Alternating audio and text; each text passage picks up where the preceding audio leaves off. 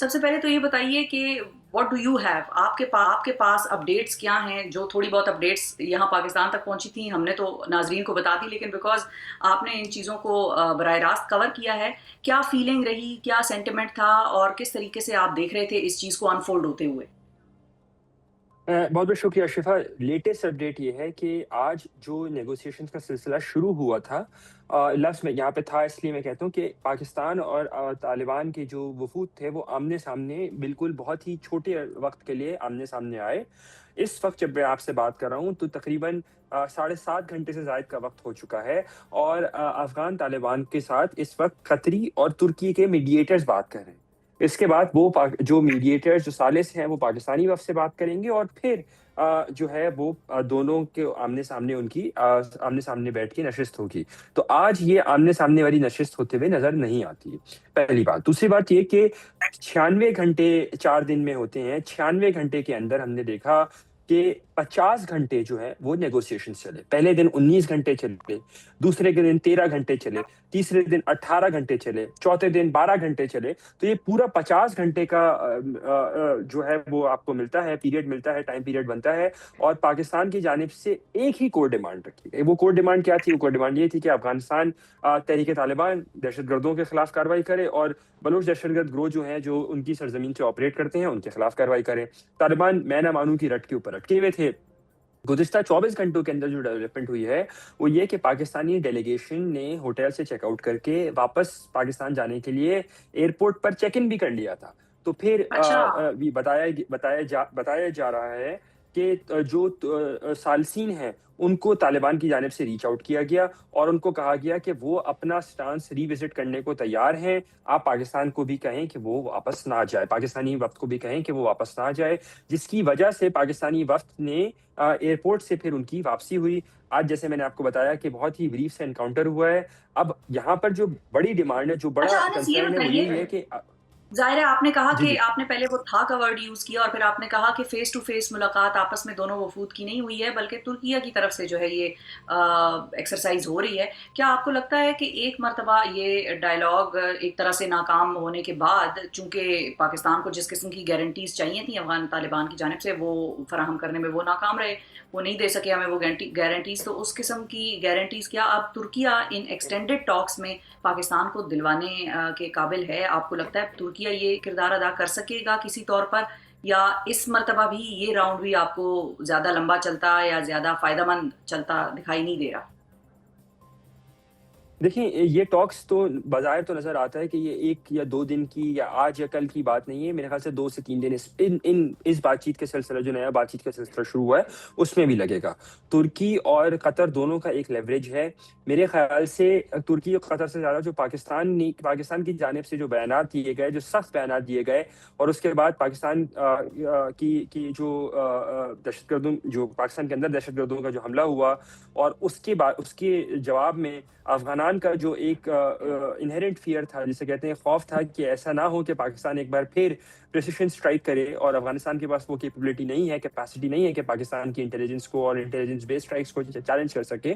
تو اس خوف سے میری انڈرسٹینڈنگ یہ ہے کہ انہوں نے ترکش سائٹ کو اور قطری سائٹ کو ریچ آؤٹ کیا، دونوں ثالثین کو ریچ آؤٹ کیا. صرف ایک ثالث کو ریچ آؤٹ نہیں کیا، دونوں ثالث کو ریچ آؤٹ کیا، اور کہا کہ اپنی مشروط یا اپنی پارشل آمادگی جو ہے، آمادگی ظاہر کی کہ وہ اپنے اسٹانس کو ریویو اور ری وزٹ کرنے کو تیار ہیں اگر پاکستانی ڈیلیگیشن استنبول میں ہی رک جاتا ہے. شبہ. ٹھیک ہے، ٹھیک ہے، بالکل صحیح ہے. بہت شکریہ ادا کریں گے. انس ملک ناظرین ہمارے ساتھ موجود تھے اور اپڈیٹ ساتھ شیئر کر رہے تھے. اپنے دوسرے پینلسٹ کی طرف میں جانا چاہوں گی. جوہر صاحب، اگر آپ سے میں آغاز کر سکوں، اب ترکیہ کی جو درخواست ہے اس پر پاکستان نے افغان طالبان کی جو قیادت ہے اس کے ساتھ مذاکرات دوبارہ شروع کرنے پر آمادگی ظاہر کر دی ہے. جیسا کہ آپ نے انس کو سنا، انہوں نے کہا کہ ان پرسن تو ابھی تک ہمارے وفود کی ملاقات نہیں ہوئی ہے. ترکیہ کا بیسیکلی یہ کردار اس وقت ہمیں دیکھنے کو مل رہا ہے.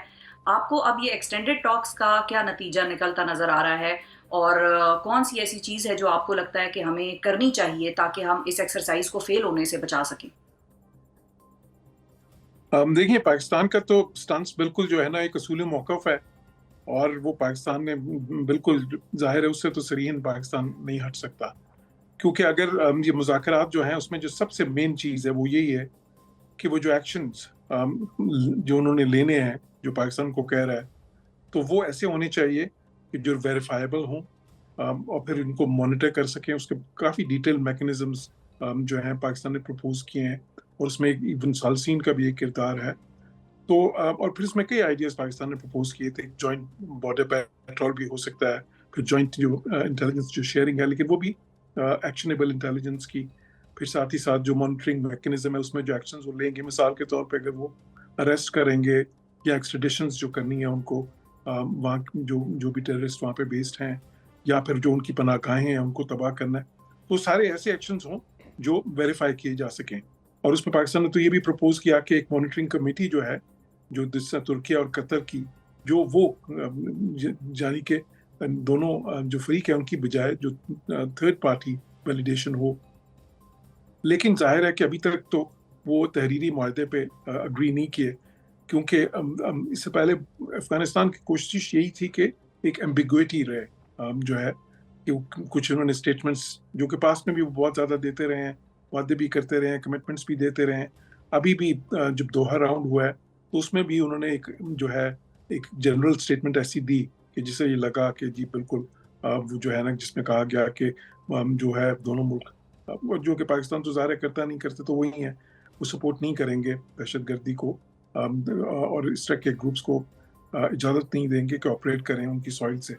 लेकिन जब इस राउंड में जब निटी ग्रिटी की बात हुई, वो कहते हैं ना devil is in the details, तो जब ये बात हुई कि जी वो उसके डिटेल मैकेनिज्म बने, वहाँ पे आके फिर उनको जब लगा कि हमें तो ये जो ये वेरीफाइबल जो है ना सारे कमिटमेंट्स देनी पड़ेंगी, तो फिर उसके ऊपर आके हमने देखा कि वो पीछे हट के, और इसीलिए ये डेडलॉक बार बार होता रहा। कई बार ये मुनक़ता हुए हैं मुज़ाकरात, फिर दोबारा से रिज्यूम हुए हैं।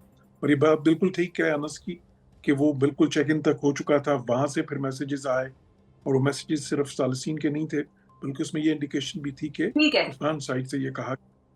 तो अब ये देखना है कि इसके बाद देखें, ये मैं तो यहाँ तक इस पे कहता हूँ कि अगर यहाँ पे कोई मुआहदा हो भी जाता है, तो वो भी जो है ना, उस पर भी हमें कॉशियस ऑप्टिमिज्म हमारी तरफ से होनी चाहिए, क्योंकि उस पर अमल दरामद जो है वो भी इतना आसान नहीं होगा। तो इसलिए जो है हमें बिल्कुल ठीक है, बिल्कुल ठीक है। मैं आपकी तरफ आती हूँ जौहर साहब। चिश्ती साहब को भी शामिल गुफ्तगू कर लेते हैं। चिश्ती साहब, ये बताइए कि आपकी क्या तवक्कुआत हैं इस मरतबा ये एक्सटेंडेड राउंड जो हो रहा है, और अगर हम CBMs की बात करें, बहुत सारे लोग ये बात कर रहे हैं कि देखें दोनों साइड से ज़बान जो है वो बड़ी सख्त इस्तेमाल की जाती रही है। टॉक्स के शुरू होने से पहले भी पाकिस्तानी वज़रा जो थे वो कह रहे थे कि भाई सारे अफगान जो हैं वो दहशतगर्द हैं और सारे अफगान हमारे दुश्मन हैं, वो हमारे परचम को पैरों तले रोनते हैं। और फिर दूसरी तरफ पे भी ये इल्ज़ाम लगाया गया कि भाई उनके जो बयानात हैं वो भी कोई बड़े हौसला अफजा नहीं है, वो भी इस किस्म की ज़बान इस्तेमाल कर रहे हैं।